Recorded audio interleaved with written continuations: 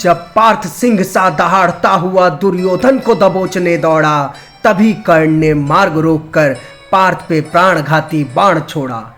ये वही युद्ध था जिसका कर्ण को युगों से इंतजार था। वो अर्जुन से श्रेष्ठ बताने को आज रथ पे सवार था। पार्थ की आंखें चमक गई देख के सबसे प्रिय प्रतिद्वंदी।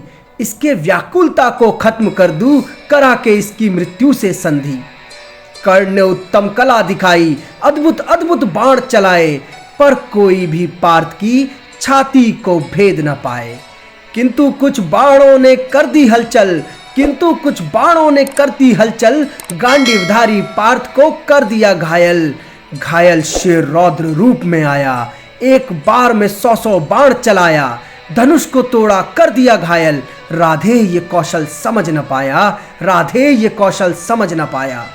फिर कर्ण का भाई आया उसके भाई के बचाव में, किंतु दो क्षण भी ना टिका, भर गया स्वयं ही घाव में। फिर कर्ण के भ्रम का बादल भी छांट दिया, एक बाण से ही केवल उसके भाई का मस्तक काट दिया। कर्ण के बाणों से घायल होकर मानो अर्जुन में सोया सिंह हो जागा।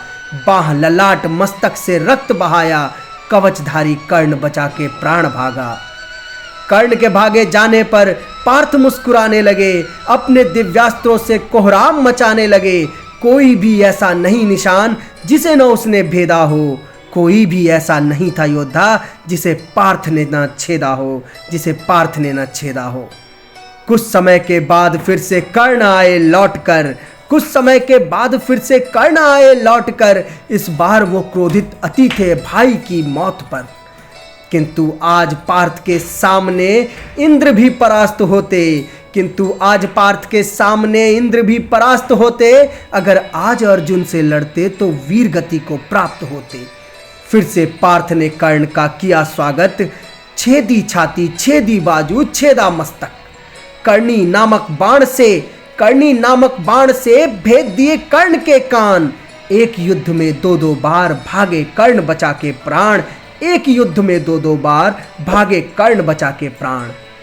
दोस्तों, अगर किसी को भी लगता हो कि मैंने इस कविता में जानबूझ के कर्ण के खिलाफ कुछ लिखने की कोशिश की है, तो ये कटआउट बुक के पुस्तक की मैं डाल रहा हूँ, आप इसे पढ़ सकते हैं।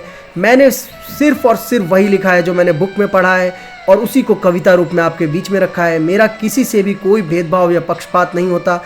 अगर बुक में अर्जुन की हार दिखी होगी तो मैं अर्जुन की हार दिखाऊंगा, और जीत लिखी है तो जीत दिखाऊंगा। उम्मीद है आपको मेरी ईमानदारी पसंद आएगी, और आप इस वीडियो को शेयर करें। विराट युद्ध का चैप्टर 3 और अंतिम चैप्टर मैं आपको अगले पार्ट में, अगली पोइट्री में लेके आऊँगा। Thanks for your support. Instagram पे भी अपने भाई को फॉलो करें।